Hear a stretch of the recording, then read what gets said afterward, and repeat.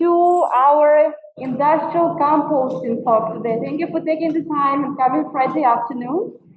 I'm super excited to introduce Maxine Levin, who I know personally for 6 years because we met at a soil conference in Mexico. We traveled to a urban soil traffic mining soil conference, and we met there and became friends. But also Maxine is a very special person to me because she has been my academic mom, as I like to say, because she has been my mentor since then. And one of the things that I always encourage my students is to go to conferences and meet people, but also to find yourself a mentor. And she has been my female role model since I met her, and she really influenced my career by introducing me to different people, by connecting me to different networks, by supporting and giving different opportunities, like inviting to review articles or participate in conferences or write articles together. She motivates me and encourages me to go further. So I hope you will enjoy today's presentation. Maxine will share her work experience because she has been, she recently retired from USDA NRCS, Natural Resource Conservation Service, but she worked there for 40 years or more. So it's really one of the first female soil scientists working for USDA and has incredible stories to share. So you may stay after and ask a couple questions. But really, she traveled around the world, studying different soils, educating people on soil importance, making connections, and just constantly learning. She is always a student herself, even though she teaches for many years as well. But yes, today in this presentation, she will tell you how she keeps learning and finding new projects and how she applies what she knows to different career paths. So today, she's not talking about soil. She's talking about industrial composting in Mongolia, although her main work was in Washington, D.C. So I think this is really incredible how we can transition knowledge that we gain and apply into different projects. So welcome, Maxine. I was exploring and searching. I always was reaching and searching for work and challenging myself within the agency to do new things. And sometimes it drove the agency crazy because they said, what's she doing? You know, but slowly I started as a GS4 as a soil scientist. Actually, I was a biological aide. I had had time at Oak Ridge National Lab where I'd been a lab tech after I graduated from college in soils. And then I came to USDA, and they were starting at the bottom again. Oh well, you know, and that was okay because I was desperate to be a soil scientist, and I was desperate to do work, and I didn't often believe in myself, even though I did believe in myself, but I wasn't sure that other people believed in me because, you know, I'm short in stature. I have a little girly voice. I did then, at least. I think I still do, actually. And oftentimes I didn't fit the image of what they thought a soil scientist should be. But I had a lot of confidence in many things, and I thought through stuff, and I had my own innate intelligence. And I worked through a lot of different positions all over the country and slowly moved up. At one point with USDA, I was the program manager for the soil survey for the whole country. I did that almost for 15 years, actually. But before that, I had spent 25 years incrementally moving up. I spent 9 years as a GS9, which is a long time in 3 locations. After a while, they knew I could hotspot, you know, where they'd send me somewhere and I'd be in the truck and I'd come in and I'd redo their database and I would reevaluate their program, and then I'd, you know, live in a hotel room half the time. And, you know, so I ended up having a lot of experience, and you can see California, New Jersey, Arizona, Oregon, Nevada, Utah, and Baltimore City. And Baltimore City was one of the seminal jobs that I had, where it was the first, well, it was the second urban soil survey in the country. And with that job, I had to invent the procedures and the processes of how to do that job, how to map an urban environment. And it ended up, whenever you do anything like that, when you're doing something new, even if it isn't in your pay grade, I made a paper at the end of it, which ended up being an unpublished, secretive paper that went from urban soil survey to urban soil survey, where they read what I had written on how I had done the Baltimore City survey, and it became the base for how people do urban soil surveys all over the country. And I didn't, after a while, I didn't even have that paper. They had passed it on and scanned it from person to person. And it was funny, I eventually had to ask them, can you give me a copy of that paper? So I could see what I wrote. But that's the way things happen. And in the meantime, it was influx with variety. You can see some of the other things I did. I was a State Department National Embassy Science Fellow in Rwanda, and then later in Southeast Asia.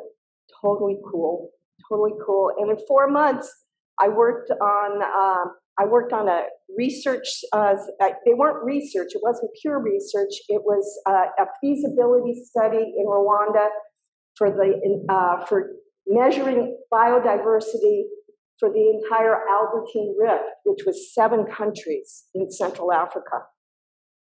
I had access to every embassy, and I worked in the office of Kagame, which, if you know about history, and you know Kagame, and it was only 15 years after the genocide, so it was a very rich environment.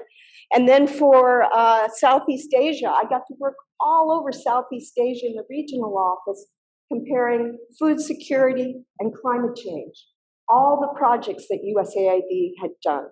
So you have to be loose. You got to be loose when you start working in the field. And with this particular project with Mongolia, about a year and a half ago, one of my contacts, who I'd been coming to Mongolia to look at soils for a few years, and they said, we really want you to be part of this project, but I said, I don't know anything about composting, but I learned. And in fact, this project, this presentation was my way of learning. And, I was right at unconscious incompetence, where I didn't know what I didn't know.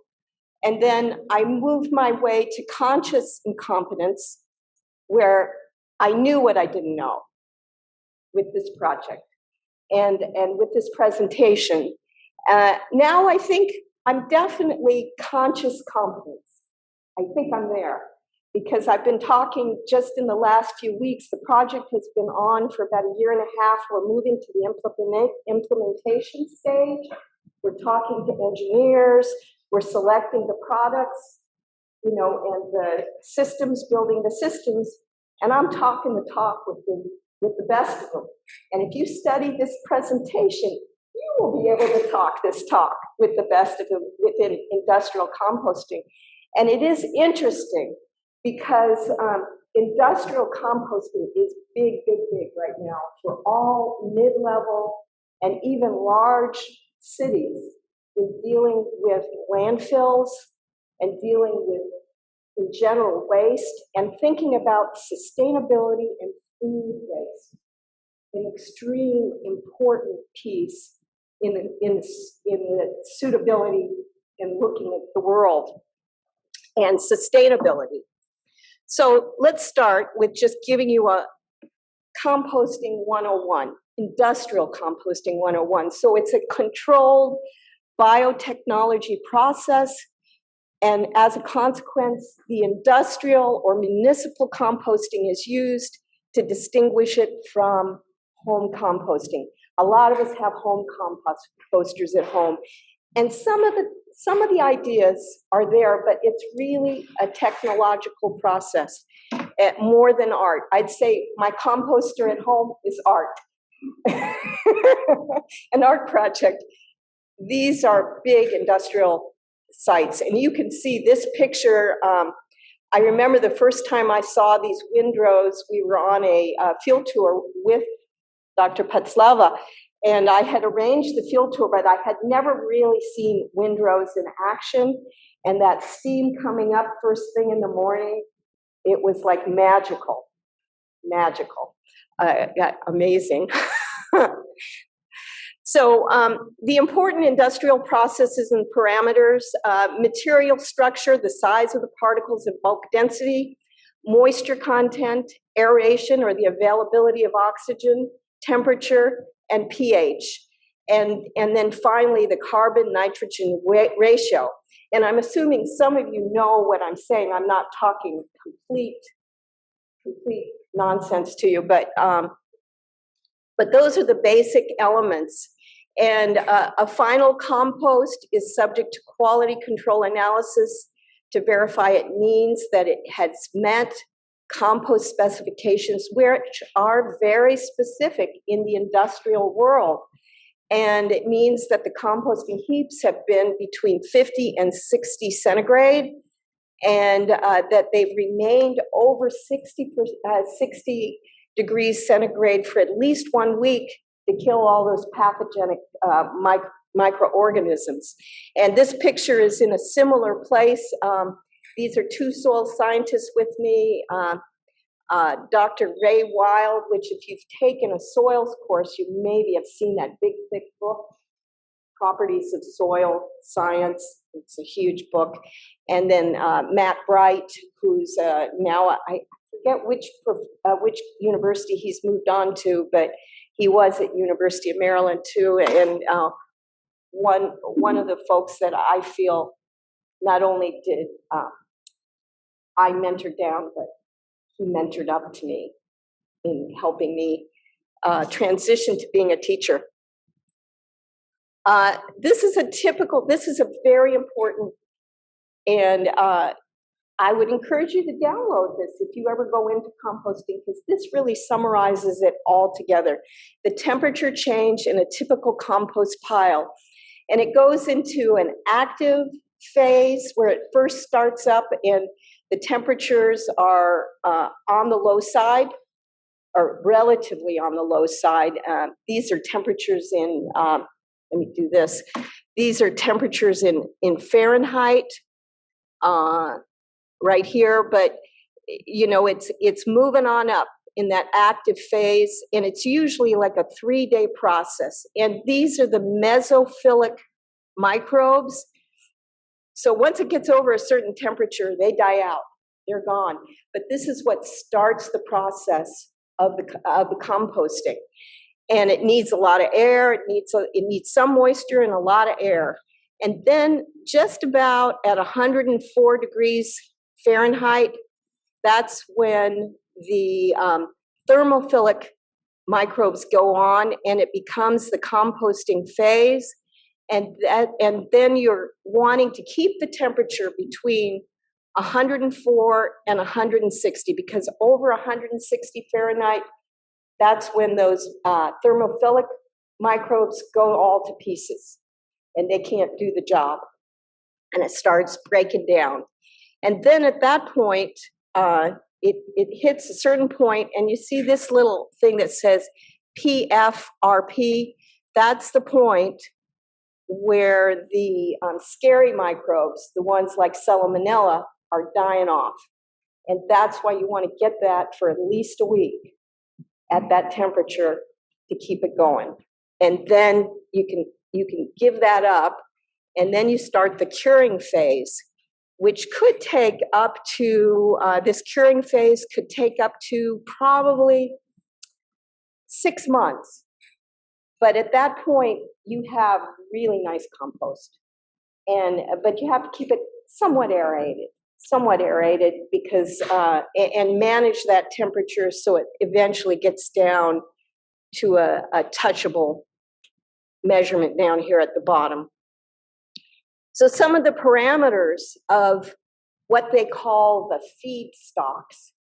that are put into the compost, the compost process.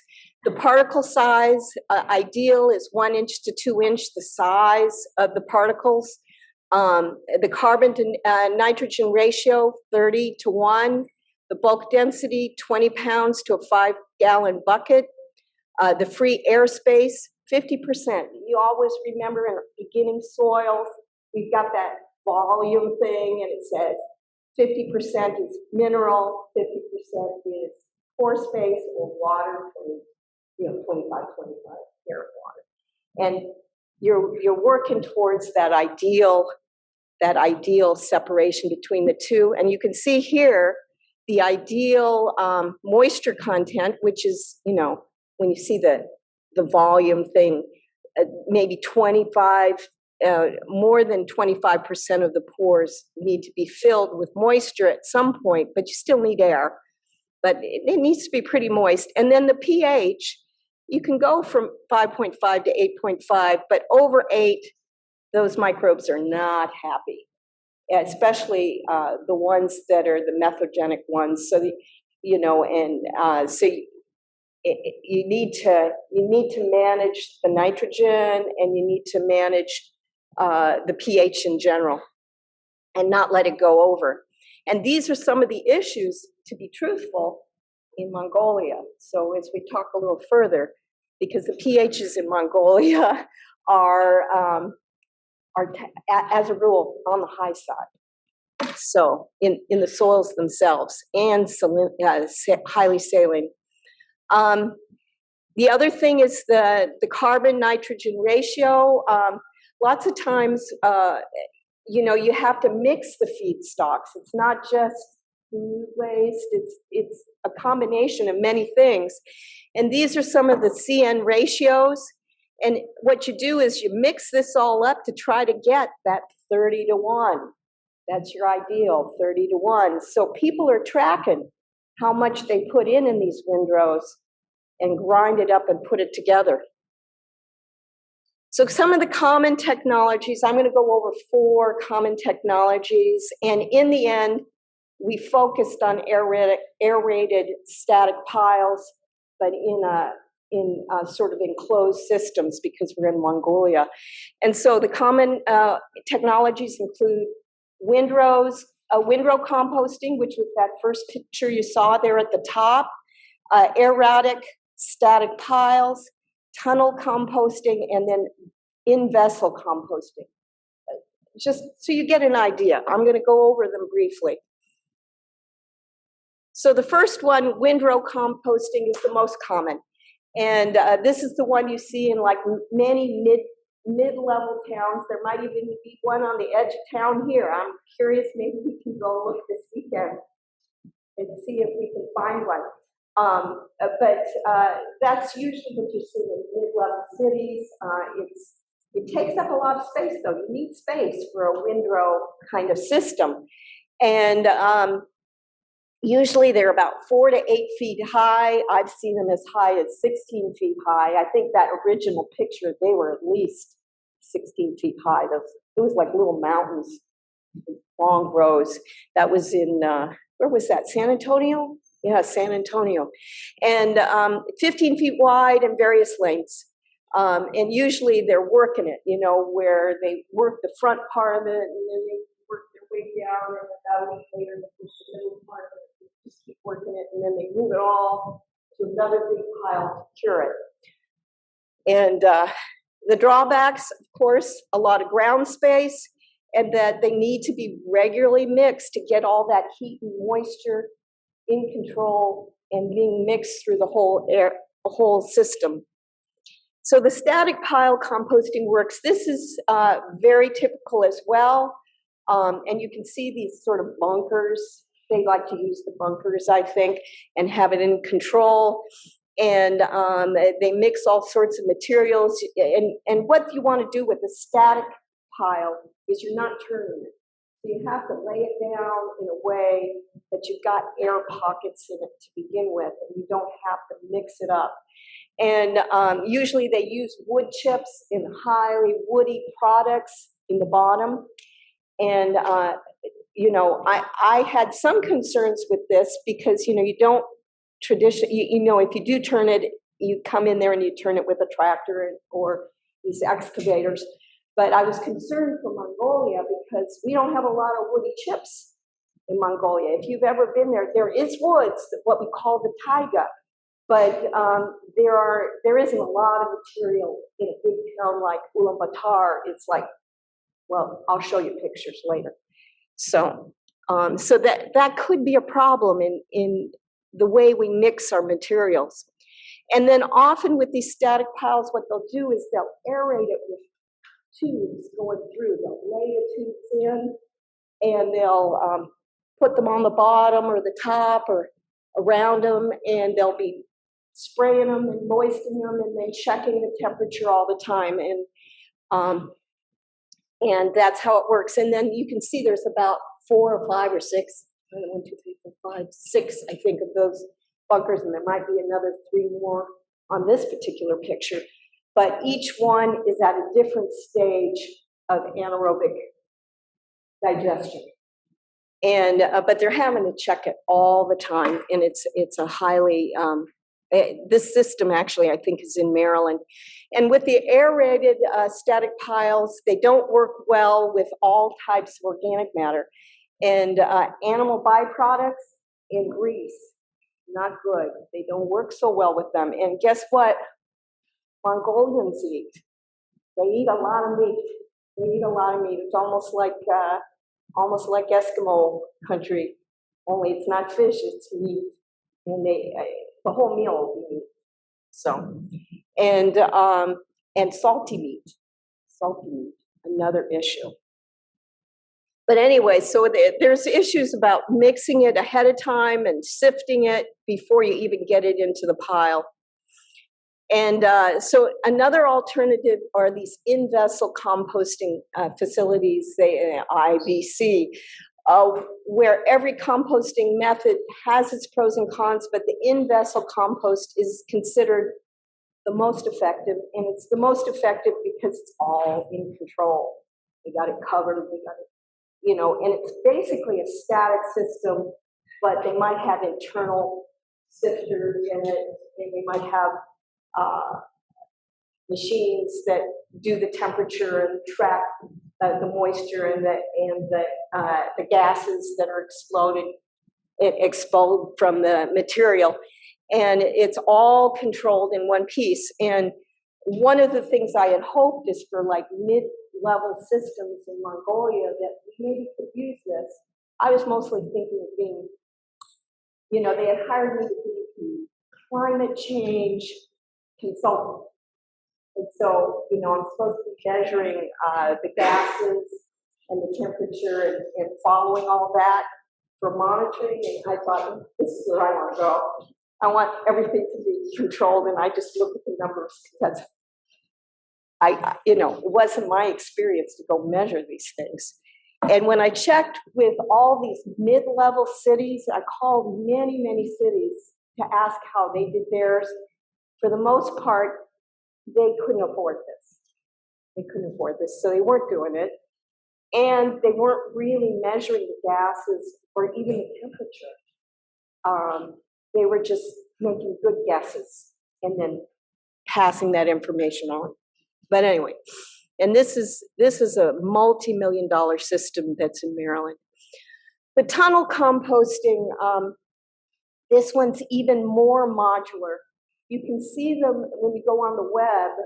They're like, they use railroad cars even, and they restructure railroad cars to put in all that aeration and the temperature gauges and everything. I had kind of hoped that they would pick one of those, because Mongolia is cold. And I'll come over and tell you a little about that in a bit. But that's another system. So now you have some visualizations. And then finally for local systems, where you got your box. And permaculture is also another popular thing, but it's never really in industrial systems unless it's like experimental, I saw it a little bit many, many years ago in Asia, in Thailand, they had these big vermiculture systems, and they were doing a secondary product of worm juice, worm compost, where you pour the excredate over your crops and your vegetables. Yeah, it works pretty good. So anyway, now you got some visualization about the whole composting project. So if you were to be hired as a climate specialist, at least you wouldn't be making a fool of yourself. You know, you at least have a visualization of what these systems look like. And it's very possible any one of you could be hired by any mid-level, because every mid-level city in the country that has a landfill is wanting to do this. I can promise you. And the system is, you know, you pick up your waste in the green bins, you carry it through, and the material goes through a grinder. You take the ground material and you put it in bunkers with the state-of-the-art negative aeration or positive aeration system. I'm not talking, now you're understanding it, right? You're knowing what I'm saying, and that's the most important part. And, you know, the reason they might want to do negative aeration is because they really want to take care of the odors. It still stinks. And the water and the wastewater are managed when you have a controlled system like that. And then the piles are covered and turned regularly and monitored. And then finally, this one says 75 days later, maybe, you'll have a finished product that's cured and screened and ready for lawns and gardens and agricultural land or whatever. And this system is in Howard County, I think, in Maryland. But I thought it was a good overview of what the whole thing is. And the most important thing, at least in urban systems, in these mid-sized cities where you don't have a lot of space, is the state. Because they can smell pretty strong. They can smell pretty strong. And especially if there's little or no air and we have that decomposition becoming a little bit anaerobic, you're getting that potent methane greenhouse gas, which, by the way, if you're working with Brits, it's methane. And with and with Mongolians, it's methane. A little closer to the way I say it. They say they like the way I say it with methane. They just can't do their THs very well. And anyway, and the main thing with methane, when we're talking about GHG, greenhouse gas emissions, is that they're very concerned with the methane. That's the number one scary, potent, as opposed to carbon dioxide. And then the other piece is within the monitoring systems, I've learned only fairly recently that that could be part of a monitoring system, that you compare the amount of methane gas coming off versus carbon dioxide gas off your compost piles, because too much methane means that it's going too anaerobic, it's a little too wet.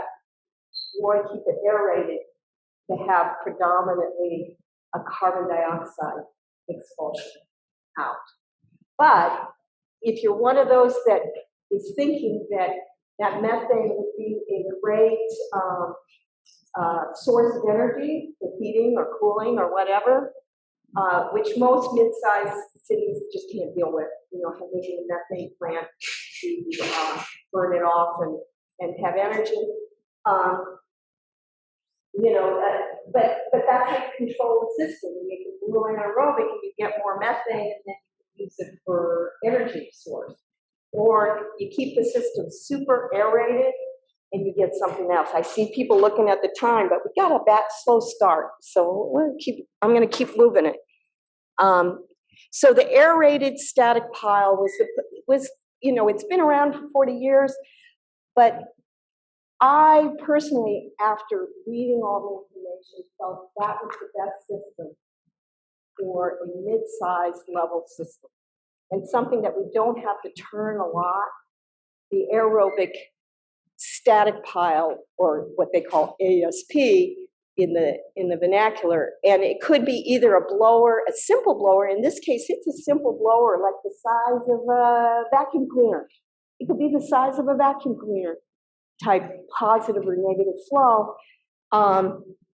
pushing and moving that air, either positively pushing it or pulling it negative through the compost. So the key advantages, reduced odors with forced aeration, faster composting, smaller footprint, moisture management, efficient pathogen control, where we get the control of the monitoring that requires no operator intervention, getting the what they call the PFRP, which is that 131 to 160 Fahrenheit, where we can kill off the microbes, the lower carbon footprint, and the lower operational costs.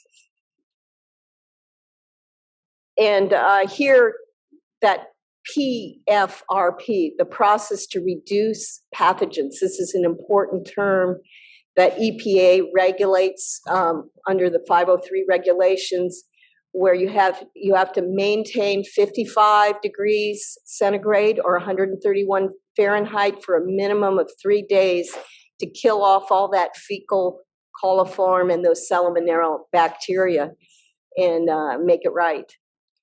So here's another view of this ASP system, the aerated static pile.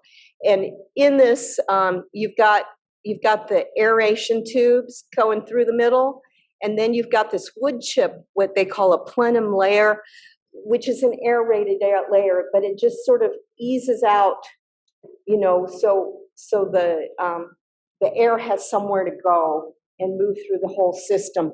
And then you got the mix, the food mix, and then what they do, what often is done, is you take an old layer of compost that's been well cured and you put it on top of it to seal it in, to seal it up.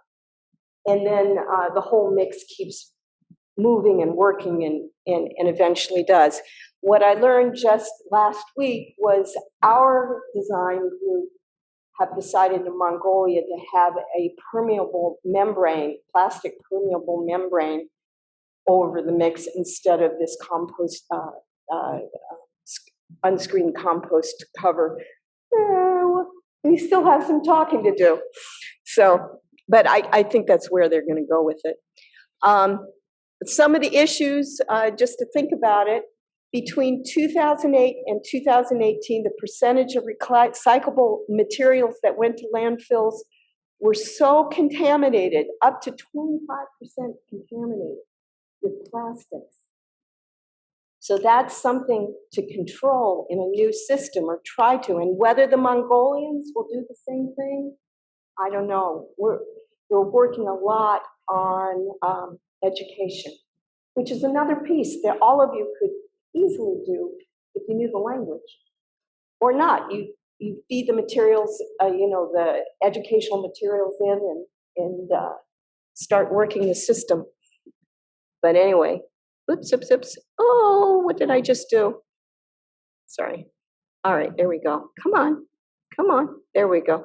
So I want to tell you a little bit about Mongolia, and I'll do it real fast. I have a lot of slides here from Mongolia because I originally did this presentation for Soul Scientists, and they probably just spaced out over all that industrial composting stuff, and they wanted to hear about Mongolia, and maybe you guys do too.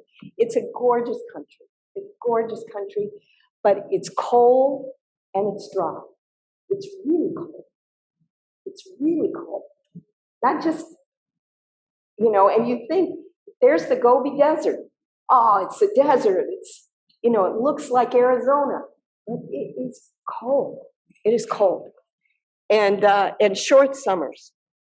I've only been there in the summer, so I don't really know, how cold does it get? But it does get, according to the numbers, it gets pretty cold. And very dry, less than 10 inches rainfall.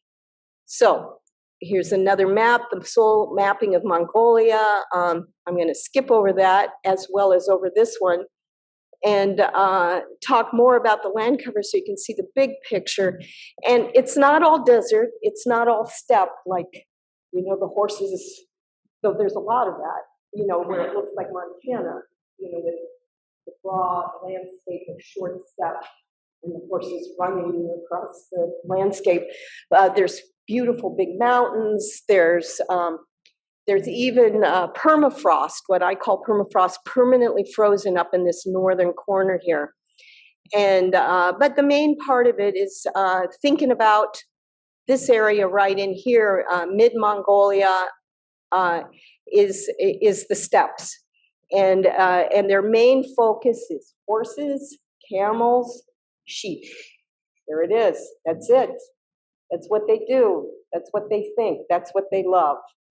That's what they eat. Horses last because they love their horses, but camels and sheep. So when you go out to eat, you're eating mutton almost 90% of the time. Not too much beef. Here's another picture. The cold areas are right up here, the taiga, these green areas of the taiga. Here's where Ulaanbaatar is, where we have our project, which is the capital. And here's the Gobi Desert, right down here, down there. And Western Mongolia, which I thought during the COVID I had plans to go for 3 weeks to Western Mongolia and just look at soils, but oh well, didn't happen. So the permafrost, you can see it's classic permafrost. And there's worries about the decline in the forest steppe in the alpine north because it's getting warmer. So they are concerned of climate change. And climate warming in Mongolia, very serious, a water resource shortage, permafrost melt, and desertification. And the overgrazing as a human impact, grazing land is 72% of the territory. And it's been significantly drying that steppe area where it's been getting drier and drier, looking more like the Gobi as opposed to that middle steppe region. So this is northern Gobi. Southern Gobi is flat. This is northern Gobi, but you can see gorgioso. And there's a little bit of my friend, Dr. Ulaanbaatar, who is my original contact. It's just for scale. Often soil scientists use people for scale, right? And then here's just a little bit to get a feel for temperatures and moisture. We've got 250 millimeters, sort of running around 9 inches, down to less than 100, 1 or 2 inches of rainfall in the south. And then temperatures, cold up in this part, and pretty cold down here too. Like, an average of 60, 60 degrees Fahrenheit, but it gets much colder. It gets down, and acquaintances and people on the project have been complaining it's already something like negative 20 degrees centigrade at night in Ulaanbaatar now. So, and I usually leave about the end of September, so I've missed it all every year. And here's this climate change once again. Increased over the last 70 years, air temperature has increased 2.1, which you think, oh, they need to get a little warmer, but they've worked, you don't want to change climate that much. And then the precip is sitting about, average precip for Ulaanbaatar is sitting about at 9 inches. And here's a picture of really what Mongolia is all about, particularly in the winter. Not much snow, not much precipitation, but cold. So visualize that and think, how are we going to do this composting? How are we going to do this composting? Get those temperatures up to 160. Well, 160. And so here, degraded central Mongolia. This is where Ulaanbaatar is, right on the edge of the taiga, and then the steppes, and here's the Gobi down here. And then this is also a range of the temperatures that I think I've emphasized what these temperatures are. Just think cold, dry. And here's Ulaanbaatar, and where the project is. You can see it's got areas of super modern, but then, and then areas of what they call the karus. And these are all what we call yurts, what they call, all of a sudden I lost the name for yurts there.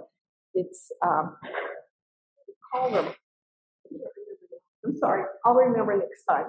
But you can see what they do is they come in the winter and they set up their tents, and they have their animals in there too. And they don't have running water, and they don't have electricity necessarily, maybe a little solar. And that's it. And these are the suburbs, but not really. It's pretty close to the downtown. So this food waste recycling project, the main purpose of it, and this Central Asian Soil Science Society was really in association with the British Standard Institute. They were focusing on teaching. It's more an education process. They want to demonstrate food waste and composting, but they also want to they want to educate the population and also add a layer for helping people to have a way to make a living and to be sustainable and all of that. All of the good stuff that we want in all of our communities. And so you can see, this is the contrast. Here's the karus, and here's the people, and they're all in the houses, the big high-rises. And of course, these are modern as anything in New York City, and then the other ones are less. And the major part of solid waste in Ulaanbaatar is 72.5% is disposed in formal disposal sites, and 20% is recycled, maybe, and 7% is illegally dumped. But it's the Wild West. It's really the Wild West in how they live and how they work things. And the ratio, I think this is pretty interesting, this 1.2 million tons of solid waste annually in Ulaanbaatar. This is a big city. It works up in the wintertime to 5 million. It's as big as New York City. And then it gets less in the summertime because they go out to the countryside. But still, it's intense. And the ratio of food waste and solid waste, 36% in the summer and 23% in the winter. So food waste is big. And so, they try to do some separation, but it's very informal, very informal. And food waste is not recycled. So they're working that, and they want to really make a change. They want to make a change and not do the food waste. And the project aims at a holistic, sustainable, and scalable approach. And you can see again these pictures of what Ulaanbaatar is. It's your rough, and then your modern city, and it's both. And then the traffic is horrendous. The traffic is horrendous, and it's all like they're riding horses. It's all free for all, riding horses in their cars. Mostly Priuses. It's kind of interesting. Mostly Priuses from Japan. You can buy one for $7,000, almost brand new, because the Japanese don't like. Well, they have all sorts of restraints. So right now we're in this community outreach part of the project. A lot of decisions are being made on that right as we speak. We have potential to share with the agricultural community, but it's 50-50, because one of the things they've discovered, especially with the food waste, is that the Mongolians eat a lot of salt. Preserved food, packaged food, too much salt. And so the compost that they've been testing, they've mostly done it with smaller facilities out in the hinterland with these extensive mining areas where they have whole cities of mining people working. And they measured that compost, and it's too salty. And so the agriculturalists don't use it. But but we need to also figure that into the process of how do we deal with that salt. And so right now with the task 1 in the landfill, we're identifying the options for food waste cycling. We're really into task 2 now, where we're demonstrating at the lowest levels in the communities with the little square boxes and the collection. And we're developing and upscaling the program and working on the design as we speak for those facilities. Very much the kind of designs that I showed you at the beginning. And kind of a little bit of fighting going on. We'll see how we do. One of the things that I discovered with the mid-level and all over the world, you know, everybody says, oh, climate change, we gotta measure, we gotta monitor, we gotta measure. But really the way they've been doing it is by estimation. So they say, this food stuff, apple peel, put out this much, wood chips put out this much. And then they add it all up, and that's how they set it up for saying, oh, we have this much gas put out, or this is how much gas we save from landfills. And originally, I'm kind of lazy. I thought, oh, we can just do this. But no, they want me to measure things really. So I'm working on the sniffers. Sniffers, that's an important term. That's how you measure gases. Sniffers. How many sniffers am I going to put in? How long am I going to leave them out there? What's it going to mean in the end?